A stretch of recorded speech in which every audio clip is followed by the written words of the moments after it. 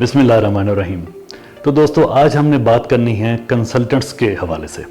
लफ्ज़ कंसल्टेंट जैसे ही हम सुनते हैं तो हमारे ज़हन में एक तस्वर आता है कि एक टाई कोट वाला बंदा है, ब्रीफ केस उसने हाथ में उठाया हुआ है और वो आके अपना लैपटॉप खोल के कुछ काम करना शुरू कर देता है और कुछ आपको तजवीज़ देता है। कंसल्टेंट यही होते हैं और हमारे दफातर में, सरकार में, इर्द गिर्द हमें अपने काम काज में मशगूल बहुत सारे कंसल्टेंट नज़र आते हैं जो हमारे काम में मावनत करते हैं। लेकिन इन कंसल्टेंट्स के काम को समझने के लिए एक लतीफ़े को सुनाना बहुत ज़रूरी है। आप लतीफ़ा सुनेंगे तो आपको समझ में आ जाएगा कि कंसल्टेंट्स कैसे काम करते हैं। वो कहते हैं कि एक चरवाहा था जो दूर दराज किसी पहाड़ी में बकरियां भेड़ें चरा रहा था। तो अचानक उसके पास एक टाई कोट वाला कंसल्टेंट आ जाता है, बैग उसने उठाया होता है और वो चरवाहे से कहता है कि जनाब चरवाहा साहब, मैं आपकी मदद करना चाहता हूँ और आपको बताना चाहता हूँ कि आपके पास कितनी भेड़ें हैं, कितनी बकरियां हैं और आपको पता नहीं होगा, तो मैं आपकी ये मदद कर सकता हूँ। चरवाहा कहता है ठीक है जी, करें, क्या लेंगे? कहते हैं जी मुझे 2 बकरियां दे दें।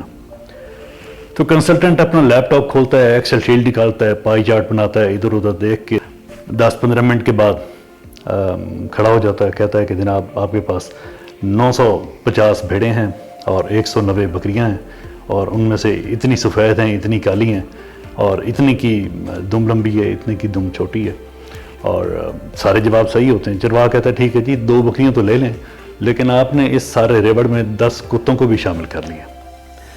कहने का मकसद ये है कि जो कंसल्टेंट्स हमारे इर्द गिर्द मौजूद हैं, जो काम काज में हमारी मावनत कर रहे होते हैं, उनके काम काज का तरीक़ेकार कुछ ऐसा ही है कि वो हमसे मालूमात लेते हैं, उनका तज्ज़िया करते हैं और फिर हमें कुछ तजवीज़ देते हैं। ये है उनका काम।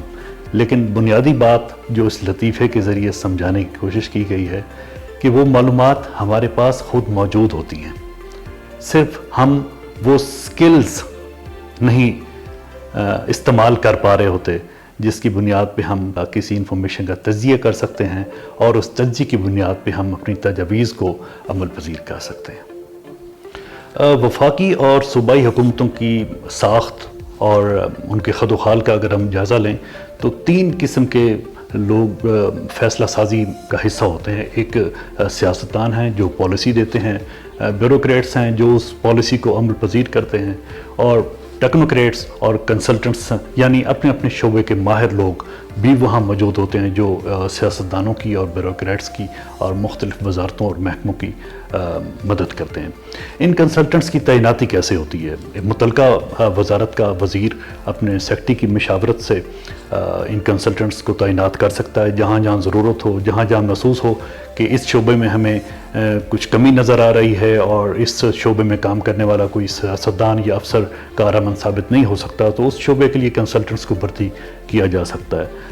रूल्स ऑफ बिज़नेस में इसकी गुंजाइश है, लेकिन हुकूमत के काम और कवायद इस चीज़ की हौसला शिकनी करते हैं कि कंसल्टेंट्स को इस तरह से तवातर से भर्ती किया जाए। जब भी ज़रूरत पड़ती है मुतलका वजारत कर सकती है। अगर किसी खुद मुख्तार इदारे को किसी कंसल्टेंट की ज़रूरत पड़ गई है तो मुतलका वजारत का, उस महकमे का जो बोर्ड है वो इस तैनाती की मंजूरी देता है। लेकिन बुनियादी तौर पर इस किस्म की तैनातियों की हौसला शिकनी की जाती है और इसके तरीक़ेकार को मुश्किल रखा गया है। मसलन अगर हुकूमत में किसी कंसल्टेंट या कंसल्टेंट्स की टीम को भर्ती करने की तजवीज़ है तो वज़ारत ख़ज़ाना में एक कमेटी बनी हुई है और वो कमेटी इस पर गौर व खौज़ करती है और बड़ी जांच पड़ताल के बाद इस प्रपोज़ल की, इस तजवीज़ की मंजूरी देती है कि कंसल्टेंट्स को भर्ती किया जाए। और इसी तरह बाज़ औक़ात तो जो बड़े कंसल्टेंट्स हैं उनकी तैनाती की मंजूरी वज़ीर आज़म के दफ्तर से मिलती। इन कंसल्टेंट्स की भर्ती का तरीक़ेकार इसलिए मुश्किल रखा गया है क्योंकि इनको भारी मुआवजे के इवज़ भर्ती किया जाता है। अमूमन देखा गया है कि कंसल्टेंट्स जो बड़ी बड़ी वजारतों और महकमों में काम कर रहे हैं वो 5 से 25 लाख माहाना तक भी मुआवजा क्लेम करते हैं। बाज़ औक़ात तो ये मुआवजा करोड़ों रुपए में भी हो सकता है। इसीलिए कवायद ये कहते हैं कि कंसल्टेंट्स को सिर्फ मखसूस कामों के लिए भर्ती किया जाए और उन कामों के लिए भर्ती किया जाए जिनकी एक्सपर्टीज़ हुकूमत में नहीं है। उनको भर्ती करते वक्त मुआहदे का ख्याल रखा जाए कि वो सिर्फ मखसूस काम करने की मुद्दत के दौरान तक ही मुलाजिम रहेंगे और जैसे ही वो काम मुकम्मल होगा मुआहदा ख़त्म हो जाएगा। और अगर मुआहदे में तोसी की ज़रूरत पड़ती है तो अगेन फिर वज़ारत ख़ज़ाना की उसी कमेटी के पास ये फ़ैसला होगा कि इस तोसी को मंजूर किया जाना चाहिए या नहीं। تو حکومت کا خیال یہ ہے کہ معاوضہ بہت امپورٹنٹ ہے. اگر ہم ایک بھاری معاوضے پر کسی کنسلٹنٹ کو بھرتی کر رہے ہیں تو اس کی خدمات اس معاوضے کے پیش نظر اس کا نیم البدل ضرور ہونی چاہیے.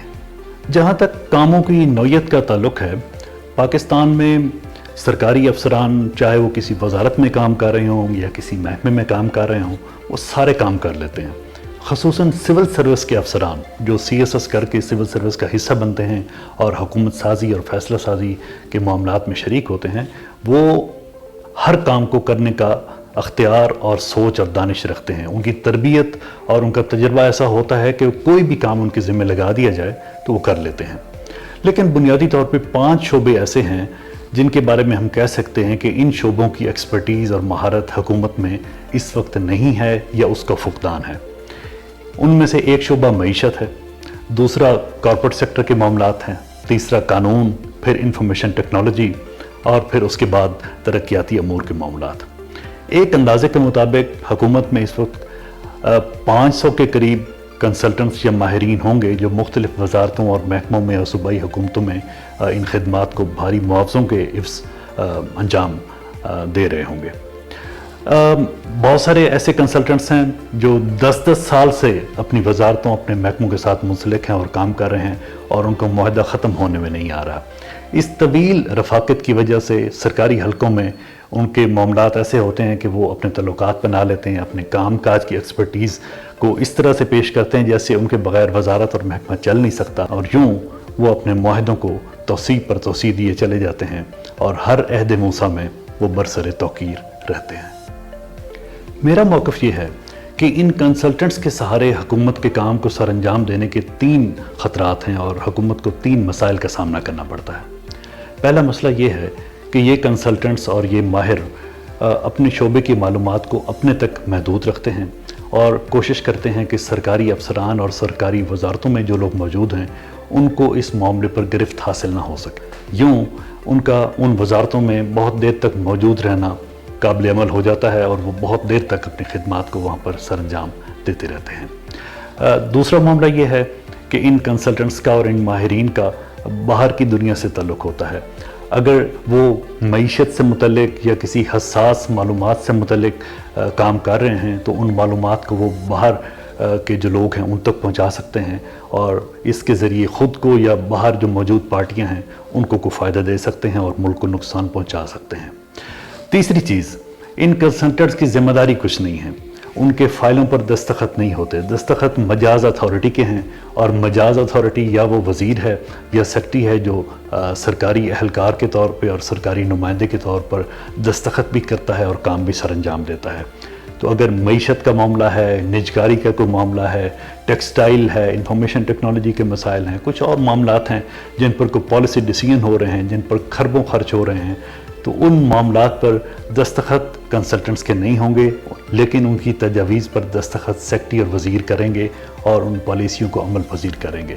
اس طرح سے ملکی معاملات کو، خصوصاً ان ملکی معاملات کو جو حساس ہیں اور معیشت سے متعلق ہیں، ان کو کنسلٹنٹس کے رحم و کرم پر چھوڑنا ملک بیچنے کے مترادف ہے. ان کنسلٹنٹس اور ماہرین کی ایک بہت بڑی تعداد ہے جو ہمیں بین الاقوامی معاشی اداروں کی طرف سے ملتی ہے، اور اقوام متحدہ کے تحت کام کرنے والے اداروں میں جو لوگ موجود ہیں وہ بطور کنسلٹنٹ حکومت کے پاس آتے ہیں اور ان کو معاونت اپنی سروسز فراہم کرتے ہیں. مثلا اگر حکومت پاکستان نے کسی بین الاقوامی معاشی ادارے سے کچھ قرضہ لیا ہے تو وہ بین الاقوامی معاشی ادارہ اپنے کچھ کنسلٹنٹس کو، اپنے ماہرین کو حکومت پاکستان کی طرف بھیجے گا جو منصوبے کے خد و خال کا تعین کریں گے اور حکومت کی مدد کریں گے کہ یہ منصوبہ کیسے شروع ہوگا، کیسے ختم ہوگا، کیسے اس کے نتائج نکلیں گے. اور یہ ماہر بہت کارآمد ہوتے ہیں چونکہ بین الاقوامی معاشی اداروں میں ایک بہت اچھا کلچر ہے کام کرنے کا. وہ بہت سارے ممالک میں کام کرنے کا تجربہ رکھتے ہیں تو ان کے پاس وسیع تجربہ ہوتا ہے. یہ ماہرین یقیناً حکومت کے کام آ سکتے ہیں اگر متعلقہ وزیر، متعلقہ سیکرٹری اور متعلقہ اہلکار جو وزارتوں اور محکموں میں بیٹھے ہیں وہ اگر اپنے کام کو سمجھتے ہیں تو ان ماہرین سے یقیناً بخوبی استفادہ حاصل کر سکتے ہیں اور ان کی مہارت سے ملک اور قوم کو فائدہ دے سکتے ہیں. ان ماہرین کا معاوضہ بھی حکومت پاکستان کے ذمہ ہوتا ہے. اسی قرضے سے ان کے معاوضے کی ادائیگی ہوتی ہے جو حکومت پاکستان نے لیا ہوتا ہے، تو اس معاوضے کا استعمال یقیناً بہت کارآمد ہونا چاہیے۔ تو پھر کرنا کیا چاہیے؟ سوال یہ ہے کہ اس صورتحال میں کیا کنسلٹنٹس والے معاملات کو اسی طرح سے چلتا رہنا چاہیے اور ہمیں ان کی تجاویز پر بلا سوچے سمجھے دستخط کرتے چلے جانا چاہیے اور نظام حکومت کو اسی طرح سے چلتے رہنا چاہیے؟ نہیں، میرا خیال ہے کہ بیوروکریسی کو ٹیکنوکریسی کی طرف جانا چاہیے۔ اس وقت جو سی ایس ایس میں آکوپیشنل گروپس موجود ہیں جن کے تحت افسران کی بھرتی ہوتی ہے، اس کو بدلنے کی ضرورت ہے۔ ہمیں سی ایس ایس کے ذریعے افسران کی تعیناتی اور ان کی بھرتی اس طرح سے کرنی چاہیے کہ حکومت میں جن شعبوں کی مہارت کا فقدان ہے ان شعبوں کے ماہر ہمیں اس سسٹم کے تحت بھرتی کرنے چاہیے، اور سول سروس کے جو افسران ہیں وہ اب ٹیکنوکریٹس ہونے چاہیے، اپنے اپنے شعبوں کے ماہر ہونے چاہیے۔ ہم قانون کے ماہر کی تلاش کے لیے بھاری معاوضے اٹھا کر مارکیٹ میں کیوں پھرتے رہیں؟ ہم ترقیاتی امور کی مشاورت کے لیے بین الاقوامی معاشی اداروں کے محتاج کیوں ہوں؟ اسی طرح کنسلٹنسیز اور مشاورتی کاموں کے لیے سول سروس میں جو لوگ موجود ہیں وہ جب ماہر ہیں تو ان کی خدمات کو ہم کیوں استعمال نہیں کر سکتے؟ ٹھیک ہے، آپ سول سروس کے افسران کو ضرور بین الاقوامی معاشی اداروں میں بھی بھیجیں تاکہ وہ وہاں پر کام کر کے سیکھ سکیں کہ اس کام کی نوعیت کیا ہے اور اس کام کو ہم اپنے حکومت میں، اپنے حکومتی معاملات میں کیسے استعمال کر سکتے ہیں۔ لیکن مکمل طور پر محتاجی اور مکمل طور پر کنسلٹنسیز پر ریلائنس مناسب نہیں ہے۔ ہمیں سول سروس کو ریفارم کرنے کی ضرورت ہے اور ان کنسلٹنسیز سے اس مشاورتی نظام کو بدلنے کی ضرورت ہے۔ آگے ہی پیدا ہوگی جب آپ سوال پوچھیں گے، اور حکومت کو سوال یہ پوچھنا چاہیے کہ وزارتوں میں اور محکموں میں کتنے کنسلٹنٹس ہیں جو بغیر کسی ہدف کو عبور کیے تنخواہیں لے رہے ہیں، اور کتنی تنخواہیں لے رہے ہیں اور کب سے لے رہے ہیں۔ کہیں ایسا تو نہیں کہ وہ جو کام کر رہے ہیں وہ وہاں پر موجود سرکاری اہلکار کر سکتے ہوں اور پھر بھی ہم کنسلٹنٹس کو بھرتی کر رہے ہوں؟ یا کہیں ایسا تو نہیں کہ ان کنسلٹنٹس کی موجودگی صرف اس لیے ہو کہ ان تجاویز پر دستخط ہو سکیں جن کی اونرشپ کسی کے پاس نہیں ہوگی؟ یہ سوال پوچھنا بہت ضروری ہے، یہ آگہی بہت ضروری ہے۔ اگر مقصد اور مراد سول سروس میں ریفارمز ہیں اور ملک کی بہتری ہے تو یہی راستہ ہے۔ مجھے یقین ہے کہ اس راستے پر چل کر ملک مزید مستحکم ہوگا۔